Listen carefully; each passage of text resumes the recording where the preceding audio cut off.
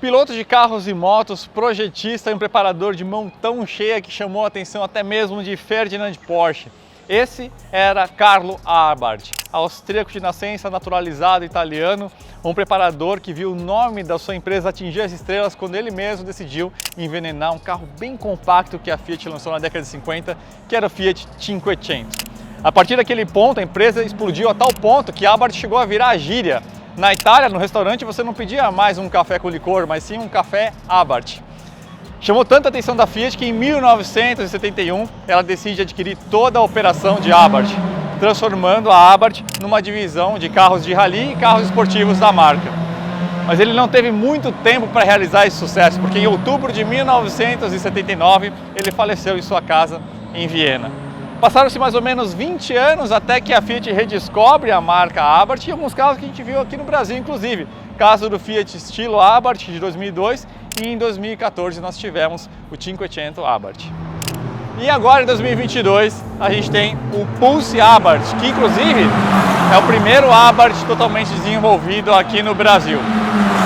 O que vocês estão ouvindo aí é o treino da Fórmula 4, que a Abarth também está patrocinando. Os carros utilizam inclusive powertrain, né, motor e câmbio da Abarth, mas não exatamente esse aqui, mas sim o antigo 1.4 T-Jet, numa versão de corrida, evidentemente. Mas o assunto é esse carro aqui. É o primeiro de 3 lançamentos com essa alcunha Abarth que a Stellantis está prometendo para ser lançado muito em breve. A gente não sabe exatamente quando. A gente tem aquele Fiat Fastback, que provavelmente vai ser o segundo, né? Enfim, hoje é o dia de primeiras impressões com esse carro, porque ele só vai ser lançado no fim do ano, por volta de outubro ou novembro. Mas a gente já consegue adiantar uma grande parte, se não a maioria, dos detalhes, tanto técnicos quanto visuais, para você, a partir de agora, aqui no Autoline.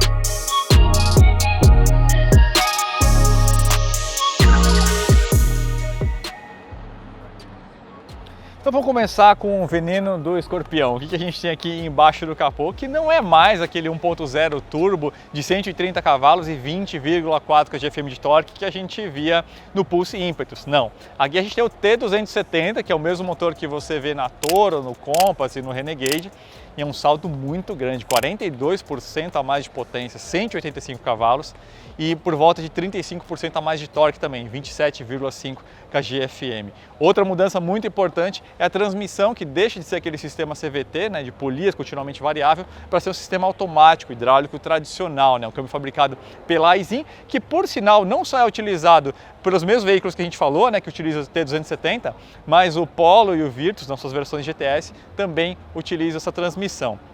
A Abarth, Fiat ou Stellantis, da forma que você preferir, eles não deram dados de desempenho, mas eles falaram que esse aqui vai ser o SUV compacto mais rápido e mais veloz da categoria, o que significa que eles precisam bater veículos como, por exemplo, o C4 Cactus, que tem um 0 a 100 na casa de 7,3 segundos e máxima de 213 km/h, se eu não me engano. Então a gente está falando de um veículo que, embora seja um SUV, vai ter uma performance, pelo menos em linha reta, bastante surpreendente. E vai lembrar também, pessoal, que esse motor aqui, ele pertence à mesma família do motor do Pulse Impetus, do 1.0, né? Tanto que o volume é o mesmo aqui por cilindro, 0,33 centímetros cúbicos por cilindro. As mesmas tecnologias são compartilhadas, né? Incluindo o sistema de acionamento das válvulas de admissão, que é o famoso Multi-Air 3, que a gente já explicou em detalhes na avaliação do Compass e do Renegade. Vou deixar inclusive esses vídeos recomendados no final desse aqui, que lá tem explicação técnica mais detalhada, né? Então a gente não vai tomar muito tempo de vocês, mas basicamente as válvulas de admissão não são acionadas de forma direta pelo comando, pelos câmbios, né? Mas sim por um sistema eletrohidráulico. Isso permite muitas possibilidades de rotinas de abertura e, vamos dizer assim, de levante de válvula também. Então você consegue ter um controle muito bom da parte de combustão, tanto para prevenir detonação, quanto para você ter um ganho substancial de performance. Bom, vamos então começar a explicar o que mudou na parte estética do Pulse Abarth. Evidentemente a grade é diferente, a gente tem a presença desse emblema. Essa régua, que normalmente seria cromada no ímpetus, a gente tem a aplicação agora desse adesivo que lembra a textura de fibra de carbono, e toda essa peça aqui é diferente, né? A gente não pode dizer que esse para-choque é exclusivo porque é o mesmo para-choque que a gente viu do Fiat Fastback. Uma coisa que mudou aqui é a presença dessa régua vermelha, toda horizontal, e a mudança também desse alojamento que antes ficava aqui os faróis de neblina, que foram agora aqui para baixo, e agora a gente tem esse recorte aqui, e ele é aparentemente funcional, porque você vai ver do outro lado da caixa de roda que tem uma saída de ar, e em carros super esportivos geralmente a gente vê essa função para ajudar na selagem aerodinâmica, porque a região ali da caixa de roda é uma região de muita turbulência, né? Então a gente vai aguardar aí a confirmação da Fiat barra Abarth barra Stellantis em relação à funcionalidade disso aqui, mas de fato o ar entra por aqui e sai por ali. A gente viu que alguns veículos de mídia falaram que aqui está o farol de neblina, não, ele está aqui embaixo, tá? Na vista lateral, evidentemente, chama atenção o emblema Abarth, o adesivo e o espelho lateral vermelho. Como a gente falou, a gente não tem alguns detalhes técnicos ainda, mas já dá para perceber algumas coisas, como por exemplo, o pneu dianteiro é 10 milímetros mais largo, o que significa também que ele teve um acréscimo de diâmetro por volta de 10 milímetros. Com isso, é quase uma certeza que esse veículo é mais baixo na parte de molas e amortecedores para compensar esse acréscimo em diâmetro que faria o carro ficar por volta de meio centímetro mais alto. Dá para notar também os freios que são significativamente maiores na dianteira, a gente não sabe exatamente o diâmetro aqui, mas diria que por volta de 270 a 280 milímetros de disco, me parece. E estranhamente o freio traseiro segue a tambor, que é o que muita gente da mídia tem criticado, porque de fato um veículo com essa proposta acho que mereceria aí um sistema de disco na traseira, né? Tem uma grande possibilidade também de a gente ter uma carga maior no eixo traseiro, porque esse veículo realmente foi todo repensado nessa parte dinâmica. A própria parte de caixa de direção, essa informação sim a gente teve, ela foi totalmente reprogramada na parte da assistência, ou seja, no momento da entrada de curva pode trabalhar com um pouco menos de carga, para você ter um inserimento mais agressivo no momento da curva, deixa o carro até mais solto dinamicamente, e aí dependendo da forma como foi calibrada aqui a assistência, você vai conseguir sentir um pouquinho melhor o limite de aderência nos pneus. Não só permitir guiar o carro, mas vocês vão ver que daqui a pouquinho eu fui um onboard aqui com o Ricardo Dilser da Stellantis, então a volta foi quente, foi bem legal, vocês vão poder sentir um pouquinho de como que é a tocada do carro. E aí aqui na traseira as mudanças são mais sutis, então a gente tem esse logotipo Abarth em preto fosco, para-choque traseiro é igual, exceto essa porção inferior, todo esse aplique aqui é diferente. Vocês veem que a gente tem uma solução que lembra um pouquinho aquela luz de posição utilizada na Fórmula 1, né?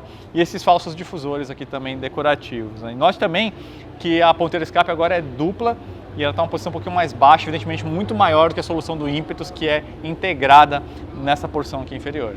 Vocês conseguem ver que a cabine está quase toda forrada aqui, né? Então a Stellantis não quis revelar o interior, embora a parte de fora a gente pudesse ver tudo, né? Então a gente já consegue ter uma boa ideia mesmo com tudo coberto aqui, tá, pessoal? Então o volante, por exemplo, fica evidente aqui que a gente vai ter o tema de material, seja couro ou couro sintético preto, com costuras contrastantes vermelhas, tá? Que a gente inclusive conseguiu ver no banco no momento ali que um outro jornalista saiu. Então a gente sabe que esse tema tá em volta do carro, dá para ver essas costuras inclusive nos tapetes, tá?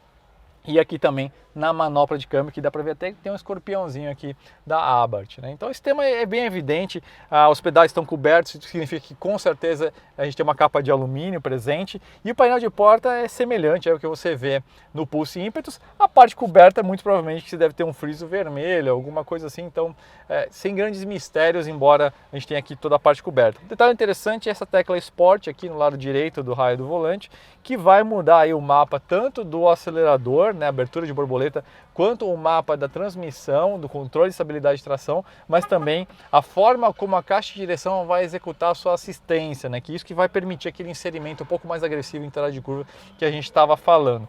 De resto, aqui basicamente está falando de um Pulse ímpetus, em termos de equipamentos, a gente não tem a lista, evidentemente, mas pode ter certeza que ele vai estar equipado aí juntamente com a versão topo de linha, com os recursos mais modernos que tem disponível aí para a família Pulse. Dito tudo isso, qual será então o preço final do Pulse Abarth? É evidente que a gente não tem essa informação oficial ainda, né? O veículo vai ser lançado aí em outubro, novembro, mas a gente consegue ter um palpite muito sólido partindo do seguinte: qual que é a diferença de preço que existe entre o Polo Highline e o GTS? Na ordem de mais ou menos 22%.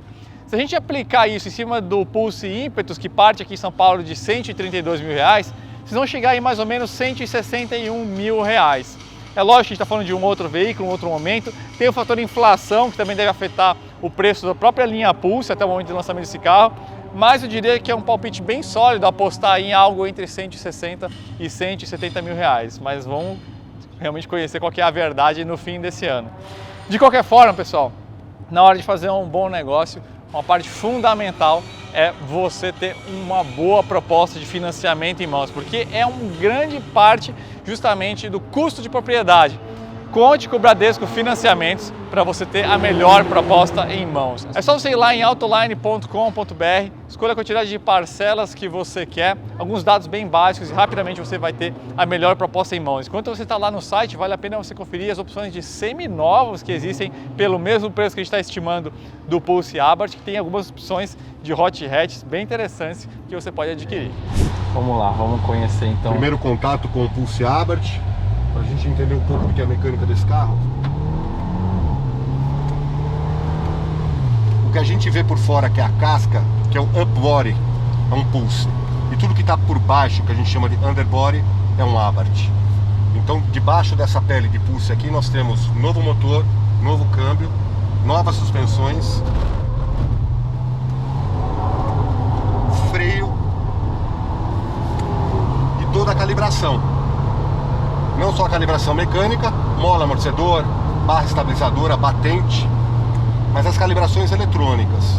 Uma coisa legal que a gente vê, e a gente está judiando muito do carro aqui na pista, então mesmo com o freio sendo muito exigido, é característica da casa Abarth. Olha o que freia o carro.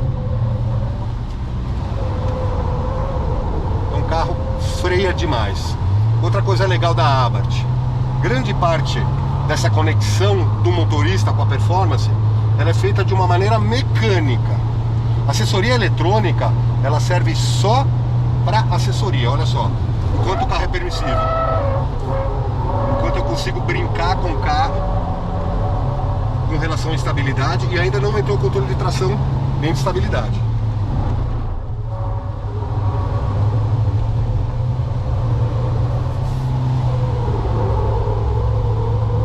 Todo o trabalho que foi feito em relação à direção é também pensando com a cabeça de Abarth. Então o input que eu estou fazendo no volante aqui, ele tem uma calibração eletrônica que chega a ajustar a dianteira e a traseira do carro, olha só.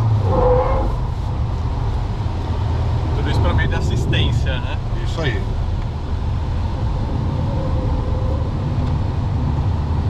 Interessante isso. E aí você está guiando ele no modo manual. Eu estou no modo manual agora, tá? Sim. E essa pergunta que eu faço é, no modo manual, ele ainda faz o kickdown? Se eu apertar até o fundo agora, por segurança ele vai fazer o kickdown, ó. Certo. Agora, o kickdown nesse carro é o botão. Se eu der WOT aqui, ó, e não apertei o botão, ele não vai fazer o kickdown. Se eu apertar o botão, ele dá. Perfeito. Então no modo manual, só se você dar aquele clique no final que ele vai fazer a redução. Isso. Né? Ele só faz o kickdown através do botão. Perfeito. É claro que é sempre muito difícil a gente avaliar um carro por uma volta só, ainda mais estando no banco do passageiro, mas já deu para colher um pouquinho das impressões dinâmicas de como se comporta esse carro. De saída é lógico que chama atenção a capacidade de aceleração.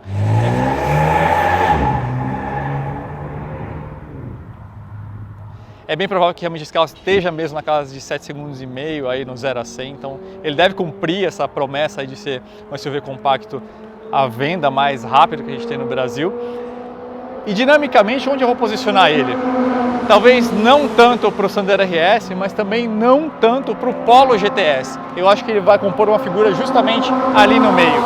Ou seja, é um carro que ele vai ter a sua malícia dinâmica em termos de balanço, ou seja, vai ser um carro que vai ter uma dianteira mais precisa, não vai ser exatamente como o GTS, que tem um comportamento que é similar ao do Highline, só que com motor mais forte, mas talvez não seja tão agressivo quanto o Sandero RS, justamente porque esse carro precisa cumprir essa missão de ser um veículo confortável para uso urbano, então ele não pode usar um escalonamento de marcha mais curto, dentre outras coisas que fazem o Sandero RS ser um carro muito emocionante na pista, mas que tem um preço quando você vai tratar esse carro em base de uso diário no asfalto lá fora, né? Então deu para ter um pequeno gostinho de como que é a pegada do carro, mas é lógico que só ao volante mesmo que a gente vai poder ser mais conclusivo, e isso deve acontecer daqui a alguns poucos meses. Então é isso, eu espero que vocês tenham gostado desse vídeo, que tenha sido útil, e fiquem atentos, assine o canal do Autoline caso você ainda não seja um assinante, e muito em breve a gente se encontra então para conhecer os detalhes do Pulse Abarth, dessa vez comigo atrás do volante.